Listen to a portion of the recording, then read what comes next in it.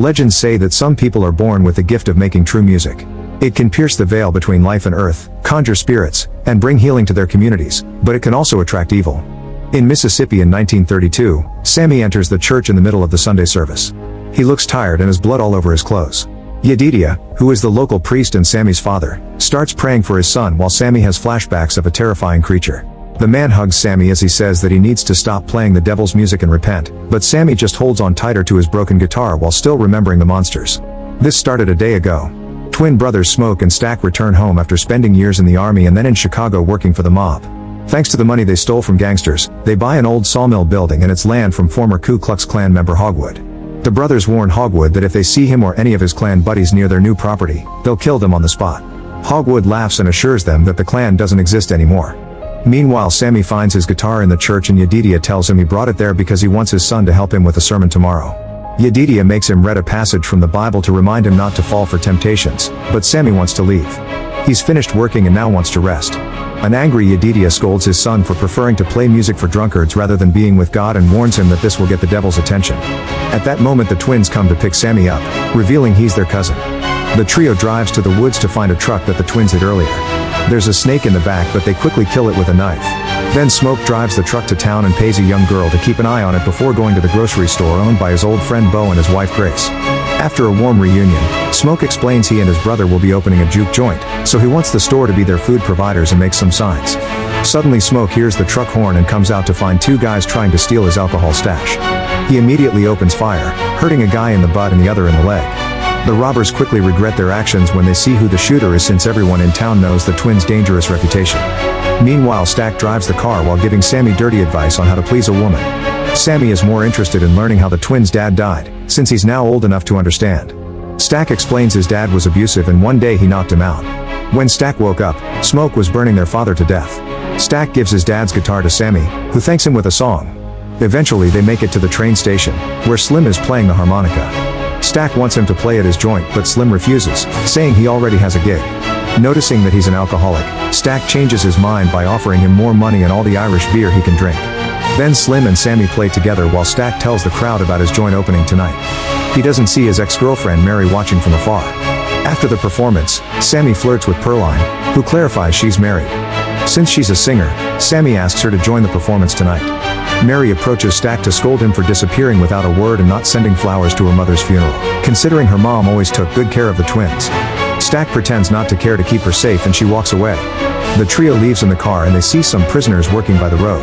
Slim recognizes them and admits to his new friends that he did some time in prison. Eventually they stop by the cotton fields to recruit Cornbread, who agrees to work as a bouncer. Back to Smoke, he visits his child's grave and leaves some flowers. He then talks to his ex-wife Annie and asks her to be the joint's cook even though Annie doesn't like his business idea. When she enters her house, it's revealed that she's been practicing hoodoo and sells remedies to the locals.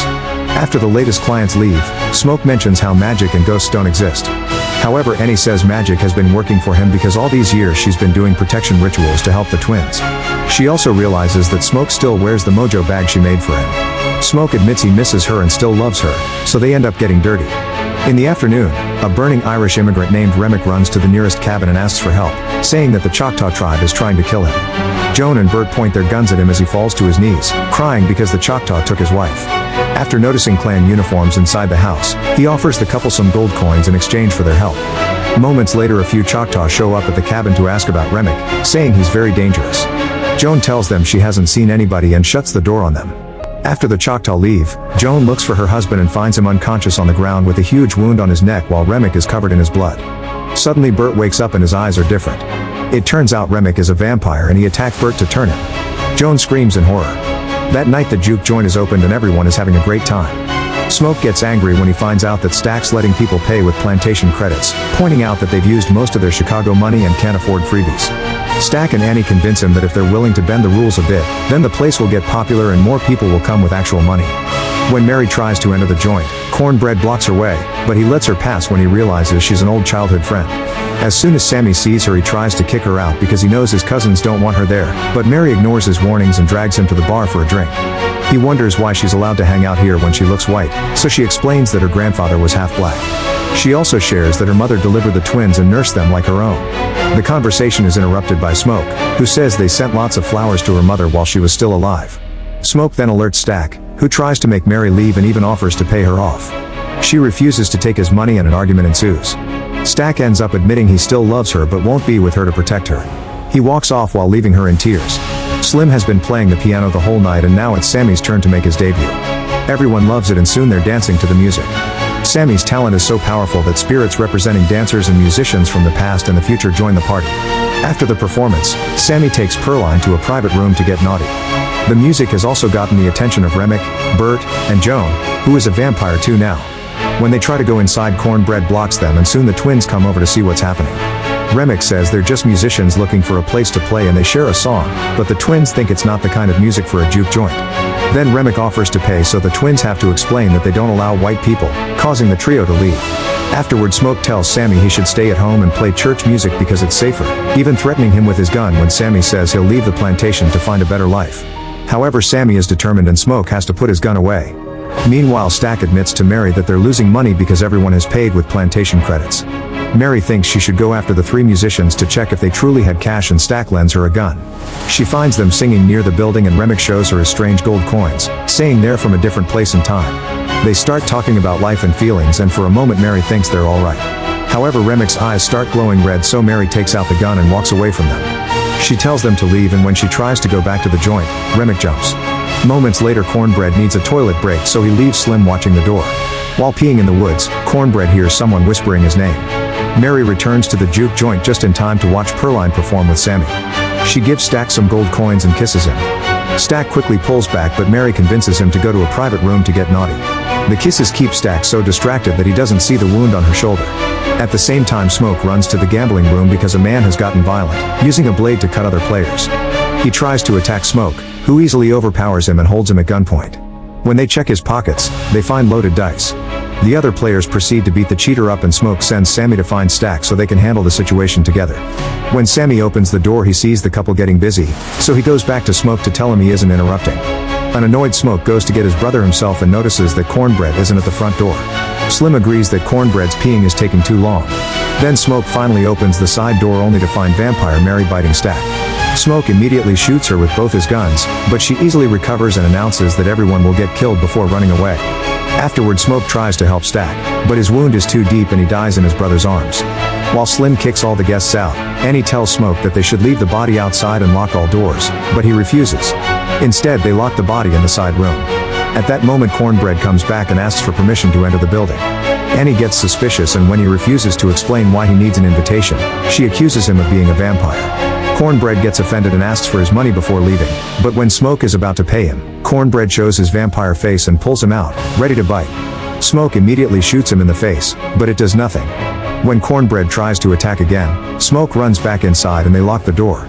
At that moment, Stack knocks on the side room's door and stabs it with his knife to make a hole. Stack swears he's fine, but Annie reminds Smoke that Stack died so this creature isn't his brother anymore. Suddenly Stack breaks down the door, tackling Sammy in the process. Annie throws pickled garlic juice at his face, hurting him so badly that he runs away. While Smoke helps Sammy, Grace says she wants to find her husband, who went out to get the car. However, Annie convinces her to stay inside until sunrise. Then she tells the group all about vampire lore so they can get weapons ready. These creatures can only be killed by garlic, wooden stakes, holy water, silver, and the sun. They start filling jars with garlic and sharpening chair legs to transform them into stakes while Sammy wonders if their music did this. In private, Annie makes Smoke promise that he'll free her if she turns. Afterward, the group finds a dead guest in the back room.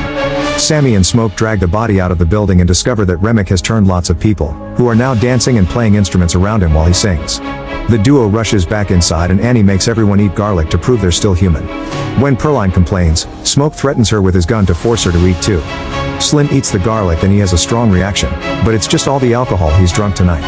At that moment, a guest knocks on the door and asks to be let in. By the time Smoke opens the door, the guy is already being devoured by Cornbread. Then Bo comes to the door too and tells Grace that he has the car ready to go. When she hesitates, he asks to be allowed inside.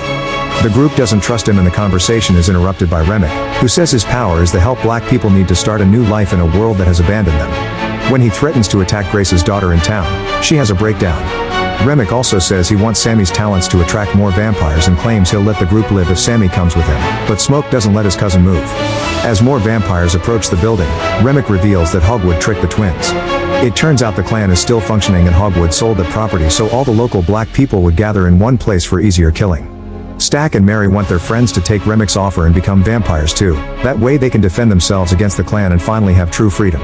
The group turns down the offer and closes the door, but Grace can't stop thinking about her daughter and an argument ensues on how to proceed. At that moment the vampires surround the building and start singing, causing Grace to go crazy over the thought of her daughter getting hurt. The others hold her back but it's too late. She yells to invite the vampires to come in. The group rushes to grab their weapons and when Remic comes inside Grace throws a torch at him, but he knocks it off. Then the vampires storm in and a huge battle ensues. Grace throws Bo against the flames and stabs him with a stake, but sadly the fire gets her too and she slowly burns to death. The friends work together to fight the vampires, killing them one by one with a combo of bullets and stakes while they keep each other safe. Unfortunately there are too many monsters and they move fast. Annie is bitten by Stack and when Smoke tries to help her, Remic brings him down. Perline shoots Remic in the shoulder to push him off and Smoke rushes to Annie's side, however she's on the verge of death and reminds him of his promise. Smoke tells her he loves her before stabbing her with a stake to kill her and Mary and Stack still have enough humanity to be sad for her. Afterward the group runs upstairs while Slim stays behind as bait, so the vampires pile up on him to kill him. Remic appears at the upper door and sends everyone back inside, trying to get Sammy while Stack attacks his brother. Perline tries stabbing Remic but he easily pushes her against a beam and bites her. Smoke manages to push Stack down and shoots at Remic to make him back off. Sammy tries to approach Perline but she knows she'll transform soon and makes him leave. By jumping through the upper door, Sammy escapes the building but hurts his leg in the process. As he limps away, Remic jumps out of the building too and surprises him from behind. The vampire slashes his face and makes him fall into the lake. Remic gets ready to bite Sammy but hesitates when the boy starts praying. All the other vampires gather around them as they pray too, so Remic gets annoyed and starts dunking Sammy in the lake while ranting against religion. In the building, the twins continue to fight. Both are very stubborn and refuse to give up. Eventually Stack manages to tackle Smoke to the ground but when he tries to bite him, he can't do it. Smoke uses the chance to take over and grabs a stake as he apologizes to Stack for not protecting him, freezing when Stack asks him not to be sorry. At the lake, Sammy uses the distraction to grab his guitar and break it on Remic's head, which makes all the vampires squirm in pain. After removing the guitar piece from his head Remic gets ready to attack again, only to suddenly be stabbed with a stake by Smoke. At that moment the sun rises and all the vampires slowly burn to death. Remic is the last one to go in a small tornado of flames. Afterward Smoke makes Sammy leave in his car before the clan shows up. While Sammy arrives at the church, Smoke gathers all the guns he can find. Soon Hogwood shows up with a bunch of clan men, only to find the doors locked. Smoke opens fire from the woods, killing half of the group before he comes out to keep on shooting. The clan fires back, hurting him in the stomach. Two men try to escape on a truck but Smoke throws a grenade at them and the truck explodes. The only one left is Hogwood and Smoke takes a cigarette from him while hallucinating that his wife and kid are nearby. Then Hogwood offers some money, so Smoke shoots him to death. He dies at the same time and reunites with his family. At the church, Sammy refuses to drop his guitar. He tells his father he's not giving up music and leaves Mississippi to go north. Many years later, an elderly Sammy still plays in clubs. One night he's visited by Mary and Stack, who explains that Smoke couldn't kill them and let them go in exchange for never touching Sammy. The couple can tell Sammy doesn't have much time left and offer to turn him so he can keep making music. Sammy turns them down because he's had enough of the world, but he agrees to play one last song for them. He admits that the performance before the fight was the best day of his life and Stack agrees, saying it was the last time he saw the sun, the last time he spent with his brother, and the last time he felt free.